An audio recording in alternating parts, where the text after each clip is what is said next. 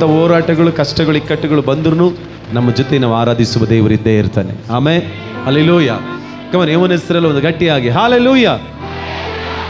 ಎಷ್ಟು ಜನಕ್ಕೆ ಎಕ್ಸೈಟ್ಮೆಂಟ್ ಇದೆ? ದೇವರನ್ನು ಹೇಗೆ ನಡೆಸಬೇಕು ಅಂತ ಎಷ್ಟು ಜನಕ್ಕೆ ಆಸೆ ಇದೆ? ಹಲ್ಲೆಲೂಯಾ. ನಾನು ದೇವರಿಂದಲೇ ಉಪಯೋಗ ಆಗ್ಬೇಕನ್ನೋರು ಎಷ್ಟು ಜನ ಇದ್ದೀರಾ? ಅವ್ರು ಮಾತ್ರ ಒಂದು ಗಟ್ಟಿಯಾಗಿ ಆಮೆನ್. Amen, hallelujah. ದೇವರಿಗೆ ಯಾವತ್ತು ಒಬ್ಬ ವ್ಯಕ್ತಿಯ ಕೆಪಾಸಿಟಿ ಬೇಕಾಗಿಲ್ಲ.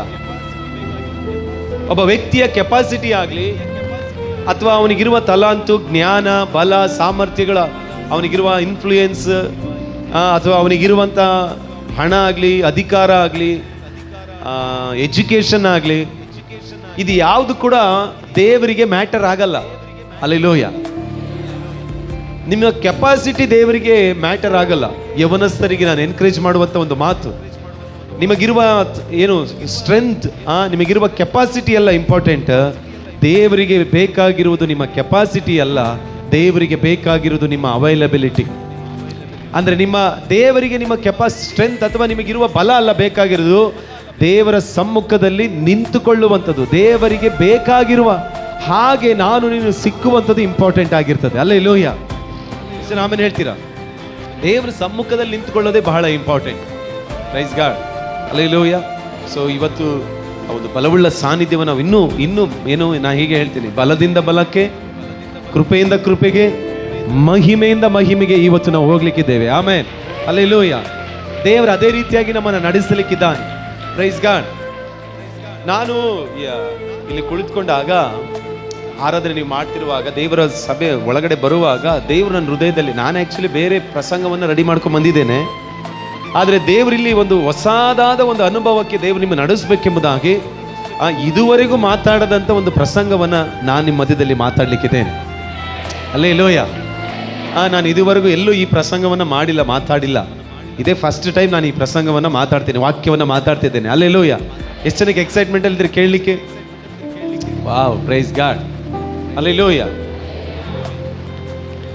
ನೋಡ್ರಿ, ದೇವರು ತಾನು ಮಾಡಬೇಕಾದ ಕಾರ್ಯಗಳನ್ನು ಅವರಾಗೇ ಮಾಡೋದಿಲ್ಲ, ಅವರ ಮಕ್ಕಳಾಗಿರುವ ನನ್ನ ನಿನ್ನ ಮೂಲಕವಾಗಿ ಮಾಡಿಸುವ ಕರ್ತನು. ಹಲ್ಲೆಲೂಯಾ.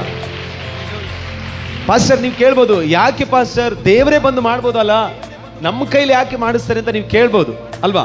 ಒಂದು ಪ್ರಶ್ನೆ, ನಮ್ಮ ಕೈಲೇ ದೇವ್ರು ಯಾಕೆ ಮಾಡಿಸ್ತಾನೆ ಅಂದರೆ, ಯಾಕೆ ನಮ್ಮ ಕೈಲಿ ಮಾಡಿಸ್ತಾರೆ ಅಂತಂದರೆ, ದೇವರೇ ಬಂದು ಮಾಡುವುದಾದರೆ ದೇವರ ಮಹಿಮೆ, ದೇವರ ಕಾರ್ಯಗಳು ಏನು ಅನ್ನೋದು ನಮಗೆ ಅರ್ಥ ಆಗಲ್ಲ.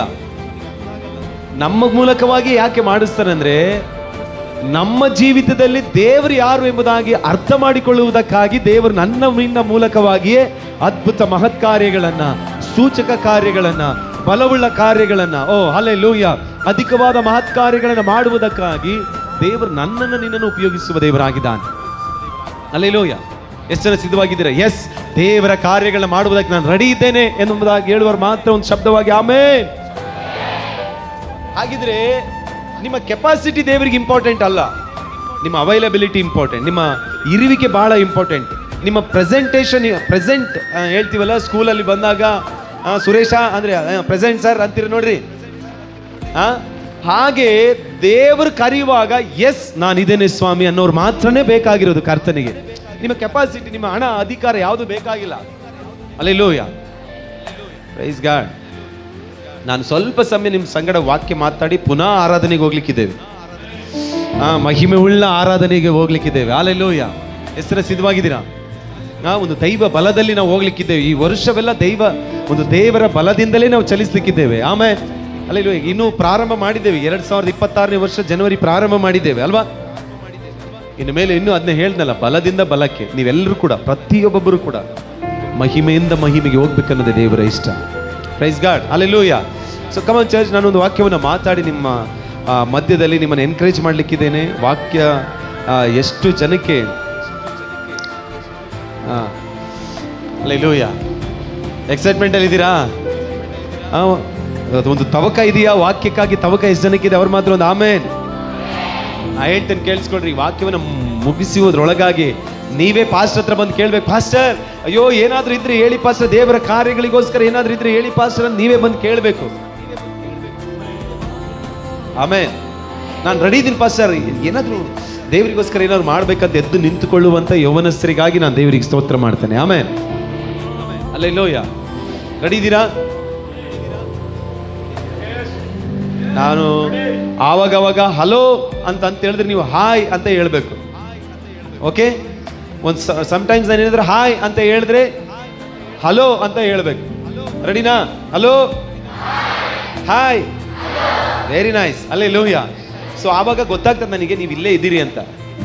ಕೆಲವರು ಸಭೆ ಒಳಗಡೆನೇ ಇದ್ದು ಬೇರೆ ಕಡೆ ಇರ್ತಾರೆ, ಬಾಡಿ ಮಾತ್ರ ಇಲ್ಲಿರ್ತದೆ, ಮನಸ್ಸೆಲ್ಲ ಫ್ರಿಡ್ಜ್ ಹತ್ರ, ಗಾಡ್ರೇಜ್ ಬೀರ್ ಹತ್ರ.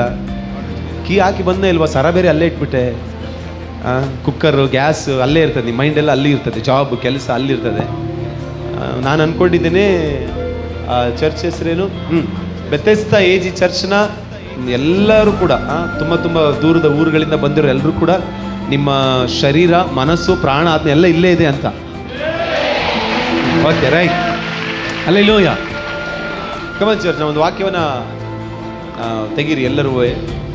2 ತಿಮೋತಿಯವರ ಬರೆದ ಪತ್ರಿಕೆ, ಎಲ್ಲರೂ ತೆಗಿಯೋಣ. 2 ತಿಮೋತಿ 2ನೇ ಅಧ್ಯಾಯಕ್ಕೆ ನಾವು ತಿರುಗಿಸೋಣ, ವಾಕ್ಯವನ್ನು ತಿರುಗಿಸೋಣ. 2ನೇ ತಿಮೋತಿ 2ನೇ ಅಧ್ಯಾಯದ 13ನೇ ವಾಕ್ಯವನ್ನ ಈ ಸಮಯದಲ್ಲಿ ನಾವು ಧ್ಯಾನ ಮಾಡ್ಲಿಕ್ಕೆ ಹೋಗೋಣ. ಅಲ್ಲೆಲ್ಲೋಯ್ಯ, ಒಂದು ನಿಮಿಷ. ಈ ವಾಕ್ಯವನ್ನ ನೀವೆಲ್ಲರೂ ಹೇಗೆ ರಿಸೀವ್ ಮಾಡ್ಬೇಕಂದ್ರೆ, ನಿಜವಾಗಿಯೂ ಕರ್ತನು ಬೆಥೆಸ್ದಾ ಸಭೆಗೆ ಮಾತಾಡ್ತಿದ್ದೇನೆ ಅಂತ ತೆಗೆದುಕೊಳ್ಬಾರ್ದು. ಕರ್ತನು ನನ್ನ ಸಹೋದರನಿಗೆ, ನನ್ನ ಕುಟುಂಬಕ್ಕೆ ಮಾತಾಡ್ತಿದ್ದಾರೆ ಅಂತ ತೆಗೆದುಕೊಳ್ಬಾರ್ದು.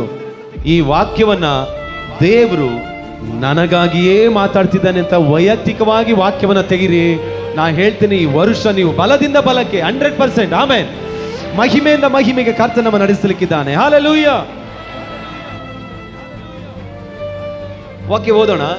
2 ತಿಮೋತಿಯವರ ಬರೆದ ಪತ್ರಿಕೆ 2ನೇ ಅಧ್ಯಾಯದ ಅದರ 13ನೇ ವಾಕ್ಯವನ್ನ ನಾವು ಧ್ಯಾನ ಮಾಡ್ಲಿಕ್ಕೆ ಹೋಗೋಣ. ಅದು ನಮ್ಮ ತಲೆಬರಹ, ವಾಕ್ಯದ ತಲೆಬರಹ ಅದು.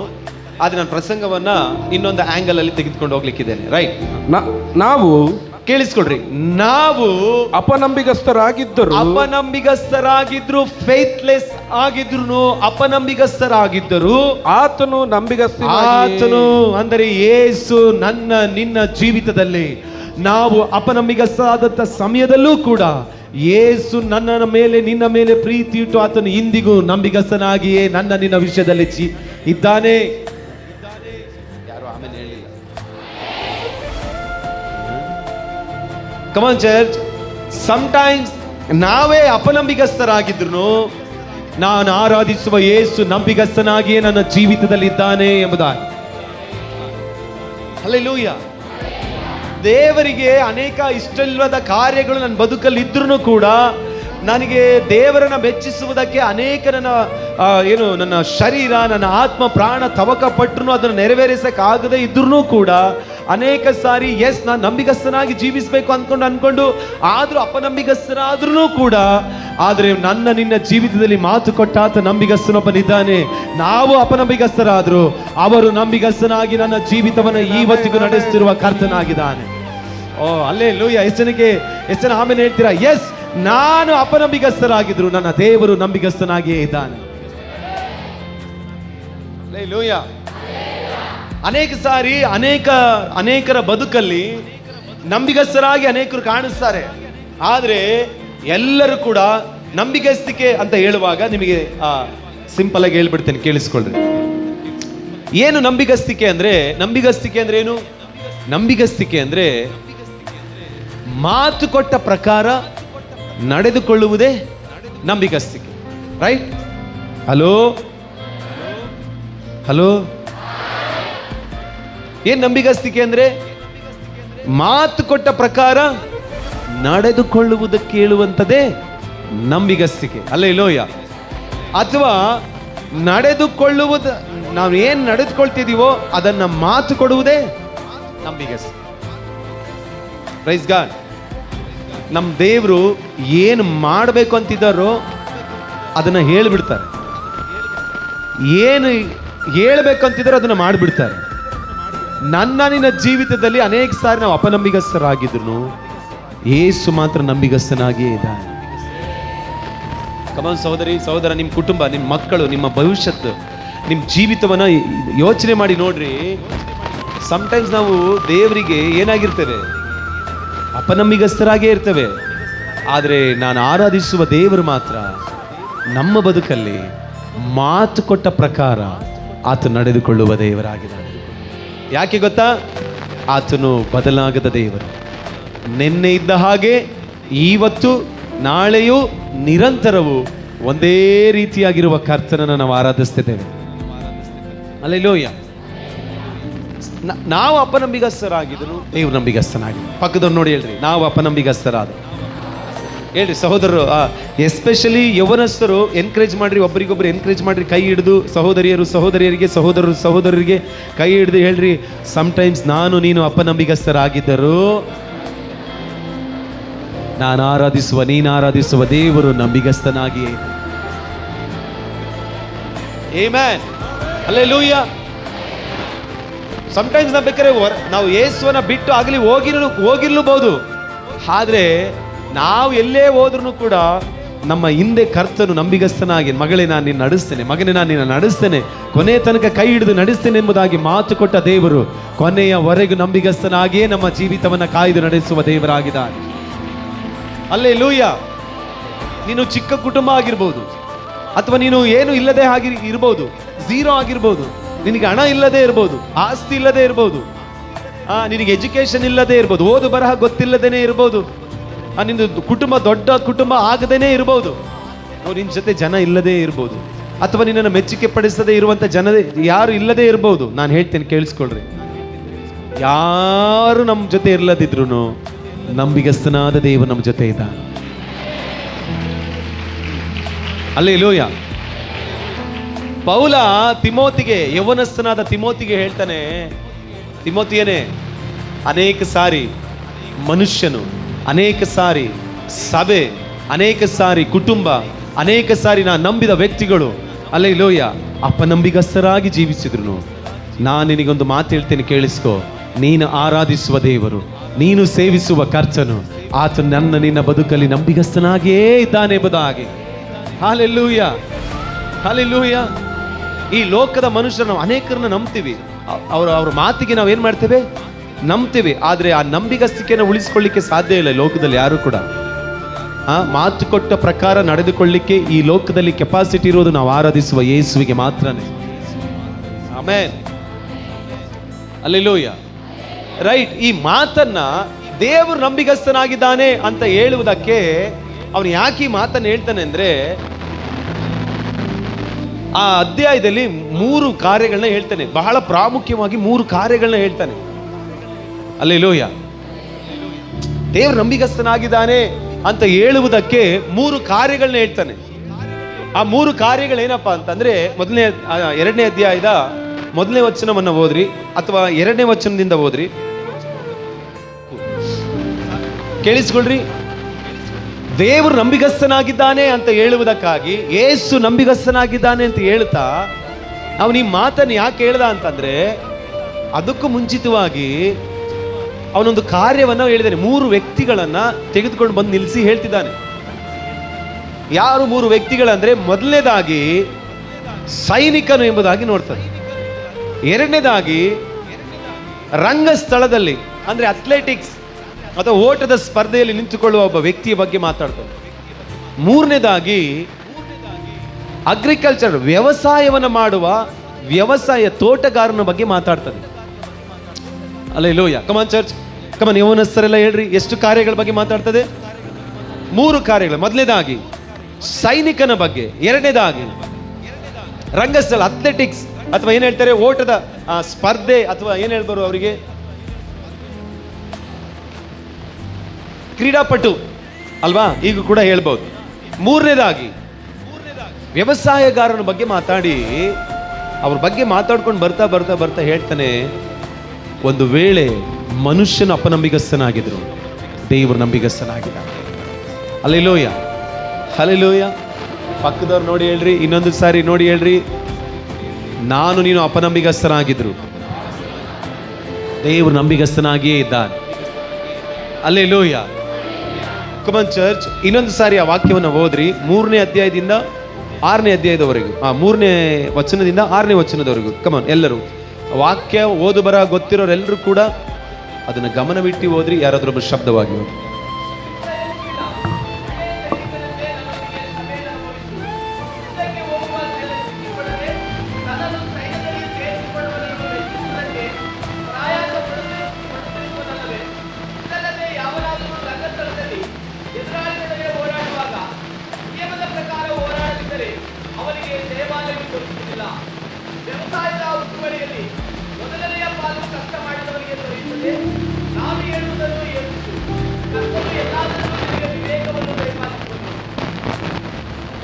Amen. Hallelujah. Come on church. ಮೊದಲನೇದಾಗಿ ಒಳ್ಳೆ ಸೈನಿಕನೆಂಬುದಾಗಿ ನೋಡ್ತಾರೆ. ಎಲ್ಲ ಹೇಳ್ರಿ, ಯಾರು ಎಷ್ಟು ಕಾರ್ಯಗಳ ಬಗ್ಗೆ ಮಾತಾಡ್ತಿದ್ದಾನೆ? ಎಲ್ಲ ಹೇಳ್ರಿ, ಯಾರ್ಯಾರು ಎಂಬುದಾಗಿ.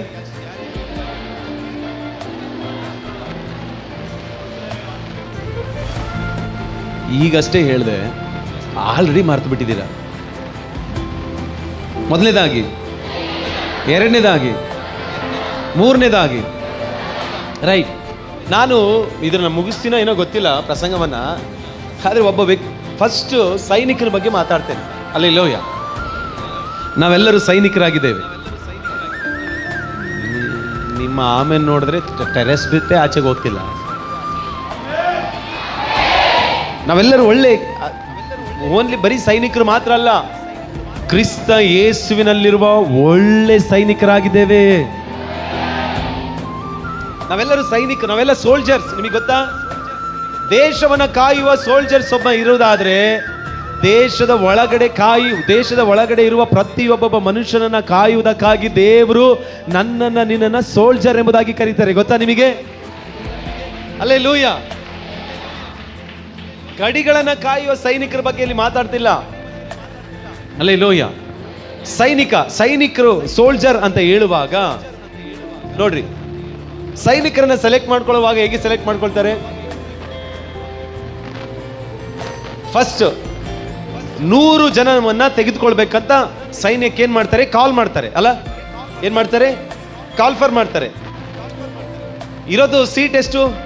ಸೈನಿಕರನ್ನ ತೆಗೆದುಕೊಳ್ಳಕ್ಕಿರೋದು ಎಷ್ಟು ಹೇಳ್ರಿ? ಎಷ್ಟು? 100 ಜಾಬಿಗೆ ಸೈನಿಕರು ತೆಗೆದುಕೊಳ್ಳಕ್ಕೆ 100 ಖಾಲಿ ಜಾಗ ಇದ್ರೆ, ಅಷ್ಟು ಮಾತ್ರ ಜಾಬ್ ಇದ್ರೆ, ಅಪ್ಲಿಕೇಶನ್ 100 ಬಿಡ್ತಾರಾ ಅಥವಾ ಅಪ್ಲಿಕೇಶನ್ ಎಷ್ಟು ಸಿಗ್ತದೆ ಅಲ್ವಾ? ಎಷ್ಟು ಹೋಗ್ತದೆ? ಲಕ್ಷಗಟ್ಟಲೆ ಹಾಕ್ತಾರಲ್ವಾ ಅಪ್ಲಿಕೆಂಟ್ಸ್ ಏನು ಮಾಡ್ತಾರೆ? ತೆಗೆದು ಹಾಕ್ತಾರೆ. ಆದ್ರೆ ಜಾಬ್ ಇರೋದು ಎಷ್ಟು? 100 ಮಾತ್ರ. ಹಲ್ಲೆಲೂಯಾ. ಹೌದಾ? ಹಾಗಿದ್ರೆ ಒಂದು ಮಿಲಿಟರಿಗೆ, ಒಂದು ಸೈನ್ಯಕ್ಕೆ ಸೇರಿಸ್ಕೊಳ್ಬೇಕು ಅಂದ್ರೆ ಒಬ್ಬ ಸೈನ್ಯಕ್ಕೆ ಸಿದ್ಧ ಹಾಕಬೇಕು. ನಾನು ಹೋಗಿ ಅಲ್ಲಿ ಕೆಲಸವನ್ನ ಮಾಡಬೇಕು, ಒಳ್ಳೆ ಸೈನಿಕನಾಗಬೇಕು, ನನ್ನ ದೇಶಕ್ಕಾಗಿ ಒಳ್ಳೆ ಸೈನಿಕನಾಗಬೇಕು ಅಂತ ಇರುವುದಾದ್ರೆ ಅವನು ಹೇಗೆ ಮಾಡ್ತಾನೆ? ಫಸ್ಟ್ ಆ ಕಾಲ್ ಫಲ್ ಬರ್ತಿದ್ದಾಗೇನೆ ಅಪ್ಲಿಕೇಶನ್ ಹಾಕ್ತಾನೆ. ರೈಟ್? ಫಸ್ಟ್ ಏನ್ ಮಾಡ್ತಾರೆ? ಕಾಲ್ ಅಲ್ವಾ? ಫಸ್ಟ್ ಏನ್ ಮಾಡ್ತಾರೆ? ನೋಡ್ರಪ್ಪ, ಇಷ್ಟು ಸೈನ್ಯಕ್ಕೆ ಇಷ್ಟು ಜನವನ್ನ ಸೇರಿಸ್ಕೊಳ್ತಿದ್ದೀವಿ, ನಿಮಗೆ ಯಾರಿಗೆ ಕೇಪಬಲ್ ಇದೆ, ಯಾರಿಗೆ ಕೆಪಾಸಿಟಿ ಇದೆ, ಅವರೆಲ್ಲ ಏನ್ ಮಾಡ್ಬೋದು? ಅಪ್ಲಿಕೇಶನ್ ಹಾಕ್ಬೋದು ಅಂತ ಏನ್ ಮಾಡ್ತಾರೆ? ಕರೆ ಕೊಡ್ತಾರೆ. ಮೊದಲನೇದಾಗಿ ಏನು? ಎಲ್ಲ ಹೇಳ್ರಿ, ಏನ್ ಕೊಡ್ತಾರೆ? ಕರೆ ಕೊಡ್ತಾರೆ. Very nice. ಹಲ್ಲೆಲೂಯಾ. ಎರಡನೇದಾಗಿ ಕರೆ ಬಂದ ಮೇಲೆ, ಎಲ್ಲ ಅಪ್ಲಿಕೇಶನ್ ಆದ್ಮೇಲೆ ಏನ್ ಮಾಡ್ತಾರೆ?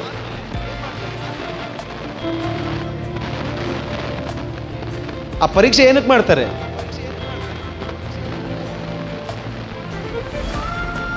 ಹೇಳ್ರಿ. ನೀವು ಇವತ್ತು ಯೌವನಸ್ಥರೆಲ್ಲ ಜಾಸ್ತಿ ಮಾತಾಡ್ಬೇಕು ನೀವು. ಓಕೆ? ಹಲ್ಲೆಲೂಯಾ. ಬೇರೆ ಕಡೆ ಎಲ್ಲ ಮಾತಾಡ್ಲಿಕ್ಕೆ ಸಿಕ್ಕಿಲ್ಲ ಅಂದ್ರೆ ಇವತ್ತು ನಾವು ನಿಮಗೆ ಮಾತಾಡಕ್ಕೆ ಅವಕಾಶ ಕೊಡ್ತೇನೆ. ಹೇಳ್ರಿ. ಮೊದಲು ಕರೆ ಕೊಡ್ತಾರೆ. ಎರಡನೇದಾಗಿ ಎಕ್ಸಾಮ್ ಏನಕ್ಕೆ?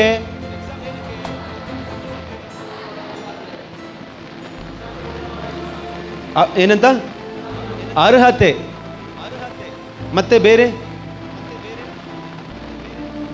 ಅದನ್ನೆಲ್ಲ ಏನಕ್ಕೆ ಮಾಡ್ತಾರಪ್ಪ ಅಂತಂದ್ರೆ, ಕಾಲ್ ಮಾಡಿದ್ಮೇಲೆ, ಕರೆ ಕೊಟ್ಟ ಮೇಲೆ, ಮೊದಲನೇದಾಗಿ ಕರೆ ಕೊಟ್ಟ ಮೇಲೆ, ನೀವೆಲ್ಲ ಅಪ್ಲಿಕೇಶನ್ ಹಾಕಿದ ಮೇಲೆ ಎರಡನೇದಾಗಿ ಅವ್ರು ಮಾಡುವಂಥದ್ದೇ ಸೆಲೆಕ್ಷನ್.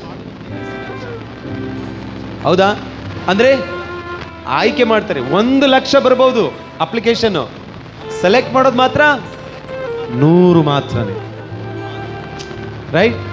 ಮೊದಲನೇದಾಗಿ ಕರೆ, ಎಲ್ಲ ಹೇಳ್ರಿ. ಮೊದಲನೇದಾಗಿ,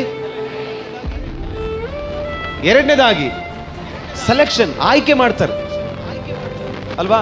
ಎಕ್ಸಾಮ್ಸು, ಫಿಸಿಕಲ್ ಟೆಸ್ಟ್, ಏನು ಮೆಡಿಕಲ್ ಟೆಸ್ಟ್, ಫಿಸಿಕಲ್ ಟೆಸ್ಟ್, ಏನೇನೆಲ್ಲ ಮಾಡಬೇಕು, ಇವ್ನು ಕೇಪಬಲ್ ಇದನ್ನ, ಹೈಟ್ ಎಷ್ಟಿದೆ, ಇವನ ಸ್ಟ್ರೆಂತ್ ಹೇಗಿದೆ, ಎಲ್ಲವನ್ನು ನೋಡ್ತಾರೆ. ಐ ಟೆಸ್ಟ್ ಹೇಗಿದೆ, ಎಲ್ಲವನ್ನು ನೋಡಿ ಅವನ್ನ ಸೆಲೆಕ್ಟ್ ಮಾಡ್ಕೊಳ್ತಾರೆ. ಏನಾರು ರೋಗ ಇದೆಯಾ ಇಲ್ವಾ ಎಲ್ಲ ನೋಡಿ ಏನು ಮಾಡ್ತಾರೆ, ಸೆಲೆಕ್ಟ್ ಮಾಡ್ಕೊಳ್ತಾರೆ. ಅಲ್ಲೆಲ್ಲೂಯ. ಮೊದಲನೇದಾಗಿ ಕರೆ, ಎರಡನೇದಾಗಿ ಸೆಲೆಕ್ಷನ್, ಆಯ್ಕೆ. ಅಲ್ಲೆಲ್ಲೂಯ. ಮೂರನೇದಾಗಿ ಏನು ಗೊತ್ತಾ? ಆಯ್ಕೆ ಆದ್ಮೇಲೆ ಡೈರೆಕ್ಟ್ ಆಗಿ ಹೋಗಿ ನಿನ್ ಕೈಯಲ್ಲಿ ಗನ್ ಕೊಡಲ್ಲ. ಏನ್ ಕೊಡ್ತಾರೆ? ನಿನಗೆ ಟ್ರೈನಿಂಗ್ ಕೊಡ್ತಾರೆ. ಅಲ್ಲೆಲ್ಲೂಯ. ಕಮಾನ್ ಚರ್ಚ್. ಇವತ್ತು ಪಾಸ್ಟರ್ ಹೇಳ್ತೀನಿ ಕೇಳಿಸ್ಕೊಳ್ರಿ, ಈ ಪ್ರಸಂಗವನ್ನ ಕೇಳ್ತಿರುವ ನೀವೇ ಧನ್ಯರಾಗಿದ್ದೀರಾ.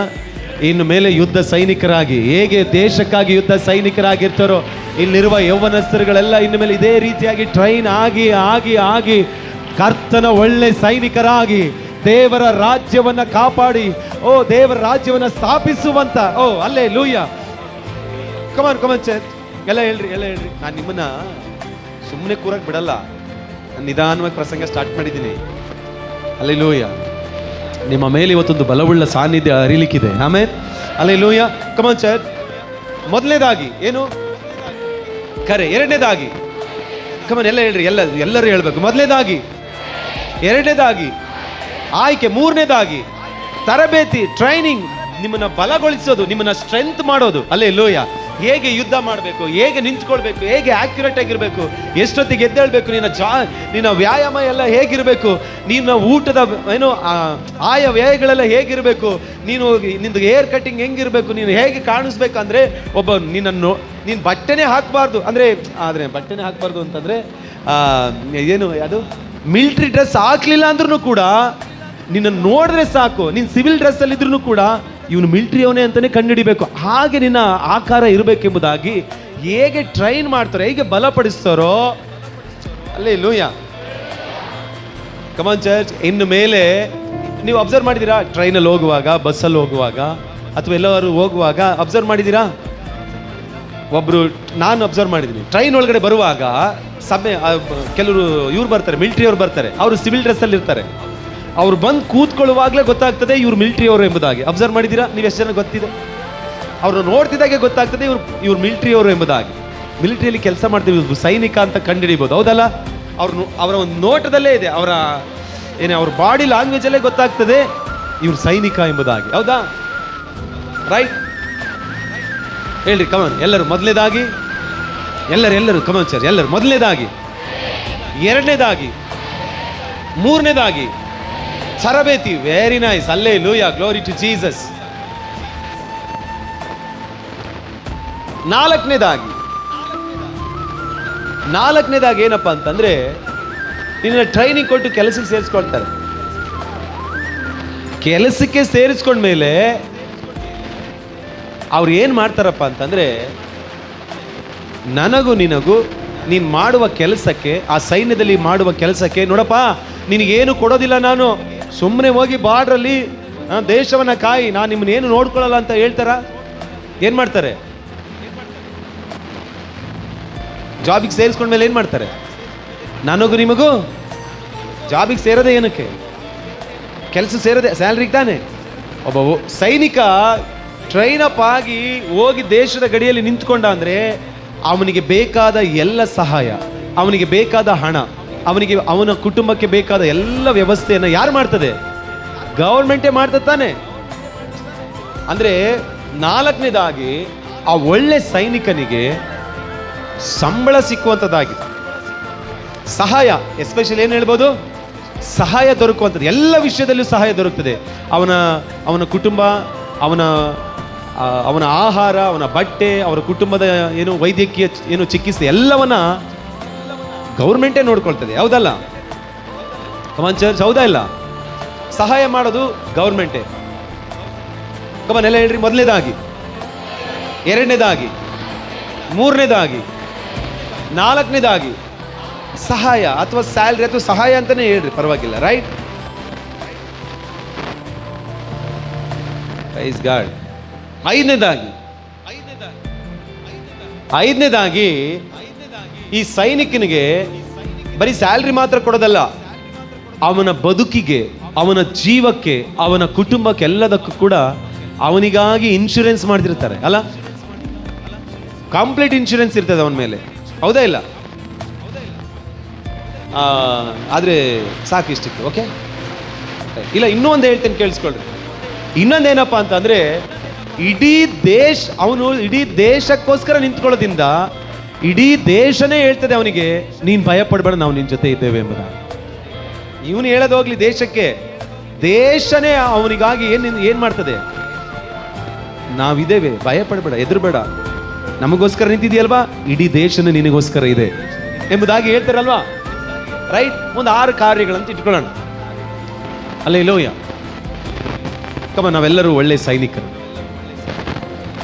ನಾವೆಲ್ಲ ಯುದ್ಧ ಸೈನಿಕರಾಗಿದ್ದೇವೆ. ಪಕ್ಕದವ್ರು ನೋಡಿ ಹೇಳ್ರಿ, ನಾವೆಲ್ಲ ಕ್ರಿಸ್ತನ ಒಳ್ಳೆ ಸೈನಿಕರು. ಸುಮಾರು 6 ಕಾರ್ಯಗಳು ಸಿಗ್ತದೆ ಈ ದೇಶದ ಮೇಲೆ. ಇನ್ನೂ ಸಿಕ್ಬಹುದು, ಆದರೆ ಒಂದು 6 ಕಾರ್ಯಗಳನ್ನ ನಾನು ನಿಮಗೆ ಹೇಳಿದ್ದೇನೆ. ಹೌದಾ? ಇದು ಹೌದಾ ಅಲ್ವಾ? ನಿಜನೇ ಅಲ್ವಾ?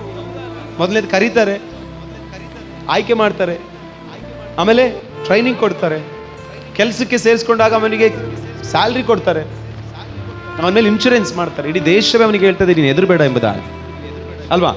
ಅವನಿಗೊಂದು ಧೈರ್ಯ ಏನು? ನಾನು ಗಡಿಯಲ್ಲಿ ನಿಂತಿರುವುದಕ್ಕೆ ಕಾರಣ ಏನು? ನನ್ನ ಧೈರ್ಯ ಏನು? ನನ್ನ ದೇಶಕ್ಕ, ಅದೇ ನನ್ನ ದೇಶನೇ ನನಗೊಂದು ಧೈರ್ಯ. ಹೌದಾ? Alleluia, praise God. ಕಮಾನ್, ಒಳ್ಳೆ ಸೈನಿಕರು, ರಾಂಪುರ್ನಲ್ಲಿರೋ ಒಳ್ಳೆ ಸೈನಿಕರೆಲ್ಲ ಒಂದು ಅಲ್ಲೇಲೂಯ ಅಂತ ಹೇಳ್ರಿ ನೋಡೋಣ.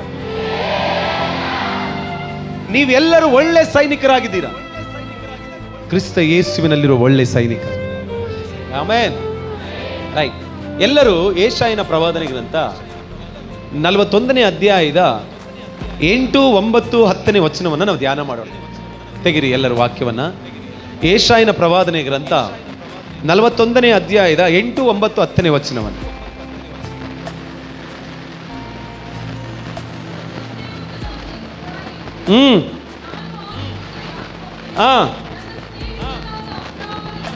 ಸಂತತಿಯೇ, ಹಿಡಿದು ನಾನು ಎಲ್ಲ ಭೂಮಿಯ ಕಟ್ಟ ಕಡೆಗಳಿಂದ ಹಿಡಿದು ಎಲ್ಲರನ್ನ ನೋಡಿ, ಎಲ್ಲರನ್ನ ಗಮನಿಸಿ, ದಿಗಂತಗಳಿಂದ ಕರೆದ ಜನ. ಹಲೋ ಚರ್ಚ್, ನಾವೆಲ್ಲರೂ ಕೂಡ ಕರೆಯಲ್ಪಟ್ಟ ಜನ. ನಾವೆಲ್ಲರೂ ಕಮನ್ ಚರ್ಚ್, ಎಲ್ಲರೂ ನಾವೆಲ್ಲ ಯಾರಾಗಿದ್ದೇವೆ? ನಾವೆಲ್ಲರೂ ಸುಮ್ಮನೆ ಬರಲಿಲ್ಲ, ಕರೆಯಲ್ಪಟ್ಟವರಾಗಿ ಬಂದಿದ್ದೇವೆ.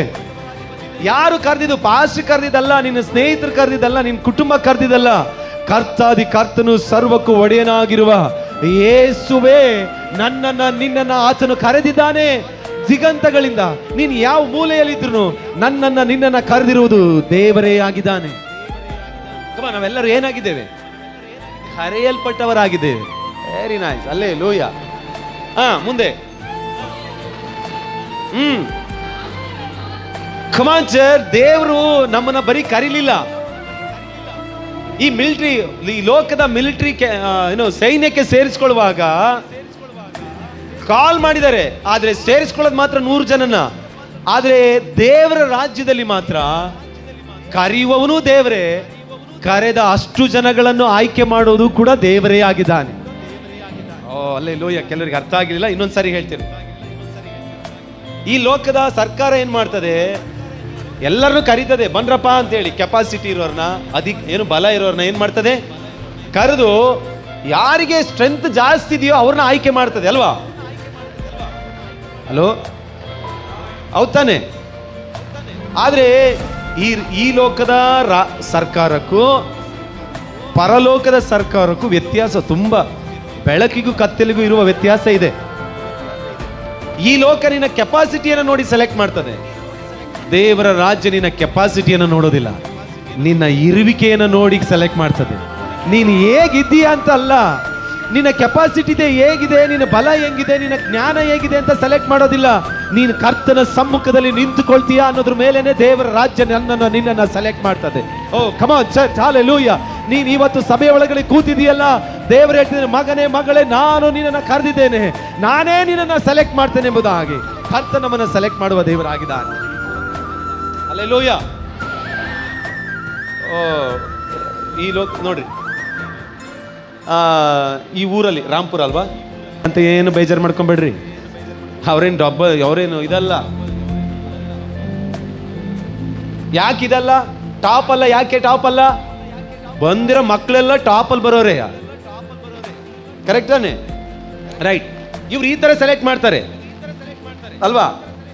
ಬಟ್ ಕಿಂಗ್ಡಮ್, ಆದ್ರೆ ಇಲ್ಲಿ ನಮ್ದೊಂದು ಸ್ಕೂಲ್ ಇದೆ, ನಮ್ದು ಬೇರೆ ಸ್ಕೂಲ್, ಇದು ಕಿಂಗ್ಡಮ್ ಸ್ಕೂಲ್ ಅಂತ.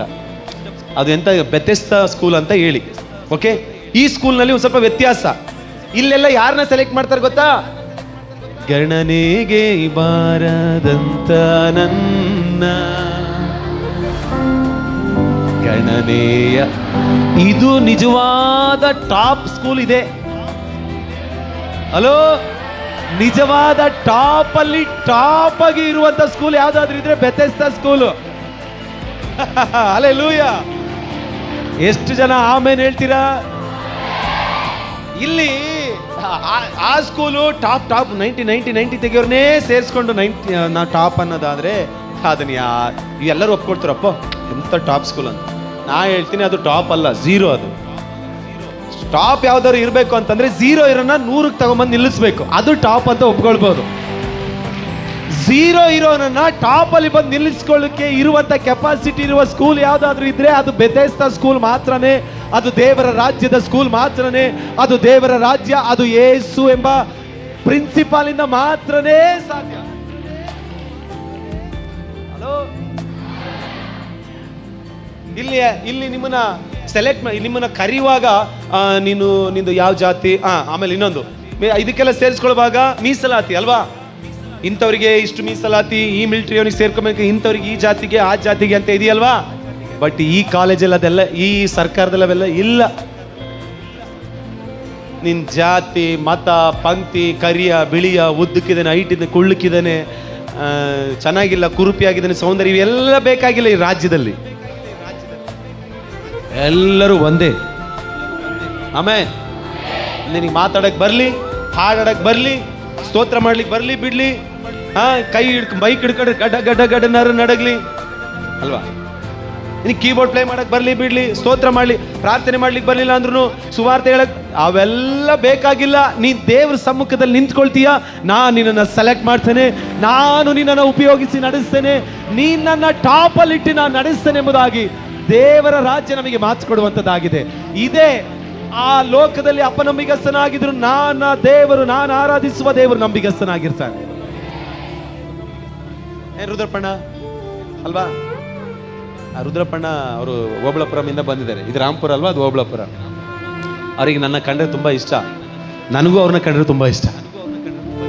ಬಹಳ ರೆಸ್ಪೆಕ್ಟ್ ಕೊಡ್ತಾರೆ ಅಣ್ಣ. ಅಲ್ಲಣ್ಣ, ದೇವರು ಕೆಪಾಸಿಟಿ ಇರೋರ್ನ, ತಲಾಂತ್ ಇರೋರ್ನ, ಜ್ಞಾನ ಇರೋರ್ನೆಲ್ಲ ದೇವ್ರು ಕರೆಯೋದು. ಕಮಾನ್, ಇವತ್ತು ರಾಂಪುರ್ ಚರ್ಚ್ನಲ್ಲಿರುವ ನೀವೆಲ್ಲರಿಗೂ ಒಂದು ಶುಭ ಸಂದೇಶ ಏನು ಗೊತ್ತಾ? ನೀನು 90 ತೆಗೆದ್ರೆ ಮಾತ್ರ ಇಲ್ಲಿ ಸೇರ್ಕೊ ಅಂತ ಹೇಳುವ ಸ್ಕೂಲ್ ಅಲ್ವೇ ಅಲ್ಲ ಇದು. ನಿಮಗೆ ಬೇಕಾದ್ರೆ ಇನ್ನೊಂದು ವಾಕ್ಯ ಹೇಳ್ತೀನಿ, ಓದ್ರಿ. 1 ಕೊರಿಂಥ 1ನೇ ಅಧ್ಯಾಯದ 26ನೇ ವಚನ. ಕಮಾನ್ ಬರ್ರಿ, ನಿಮಗೆ ಇವತ್ತ ಹಲ್ಲೆಲೂಯಾ. ನೀವು ಸಾಮಾನ್ಯವಾದ ವ್ಯಕ್ತಿಗಳಲ್ಲ. ಕಮಾನ್ ಸಹೋದರಿ ಇಲ್ಲಿ ಪಕ್ಕದವ್ರು ನೋಡಿ ಹೇಳ್ರಿ, ನೀವು ಸಾಧಾರಣವಾದ ವ್ಯಕ್ತಿಗಳಲ್ಲ. ಹೇಳ್ರಿ ಸಹೋದರರು ಭುಜ ತಟ್ಟಿ, ಸಹೋದರಿಯರಿಗೆ ಭುಜ ತಟ್ಟಿ ಹೇಳ್ರಿ, ನೀವು ಸಾಧಾರಣವಾದ ವ್ಯಕ್ತಿಗಳಲ್ಲ. ಆಮೆನ್. ನೀವು ಅಸಾಧಾರಣವಾದ ವ್ಯಕ್ತಿಗಳಾಗಿದ್ದೀರಾ. ಓದ್ರಿ, ವಾಕ್ಯವನ್ನು ಓದ್ರಿ. ಸಹೋದರಿಯರೇ, ದೇವರು ನಿಮ್ಮನ್ನು ಕರೆದಾಗ ಎಂತವರನ್ನು ಕರೆದನಂತ ಸ್ವಲ್ಪ ಯೋಚನೆ ಮಾಡ್ರಿ, ಒಂಚೂರು ಸ್ವಲ್ಪ ಥಿಂಕ್ ಮಾಡ್ರಿ, ಒಂದ್ ಸ್ವಲ್ಪ ಯೋಚನೆ ಮಾಡ್ರಿ ನೋಡೋಣ. ನಿಮ್ಮನ್ನು ಕರೆದಾಗ ಎಂತ ಕರೆದ್ರು ಅಂತ? ನಿನಗೆ ತುಂಬಾ ಐಶ್ವರ್ಯವಂತರಾಗಿದ್ರಪ್ಪ, ಅದಕ್ಕೆ ದೇವ್ರು ಕರೆದ್ರು ಅಂತ ಇದೆಯಾ? ನಿಮಗೆ ಜ್ಞಾನ ಅಂದ್ರೆ ಈ ವಿಶ್ವೇಶ್ವರಯ್ಯಗಿಂತಲೂ ಜಾಸ್ತಿ ಇದೆ, ಬನ್ನಿ ಅಂತ ಅದಕ್ಕೆ ಕರೆದ್ರ ದೇವ್ರು? ಹಲ್ಲೆಲೂಯಾ. ದೇವ್ರ ನೀವು ಸ್ವಲ್ಪ ನಮ್ಮ ಭಾರತದ ಶ್ರೀಮಂತರಾಗಿರುವಂತ